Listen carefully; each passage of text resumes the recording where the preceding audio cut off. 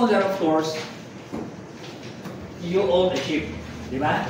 And then, you accept, as a ship owner, you accept all the responsibilities, obligations, in accord to the country's maritime law. Ibig sabihin, if you are a ship owner and you register your ship in the Philippine registry, you are obliged to follow the rules of the Philippine flag.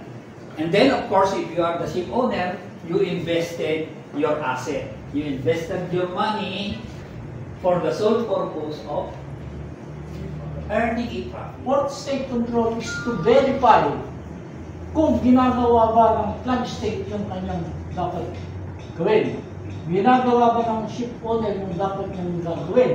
At ginagawa ba ng class yung dapat niyang gawin? Kaya encompasses lahat. Encompasses lahat yan. So ang bago ngayon is yung NIR, new inspection regime ng port state control. So,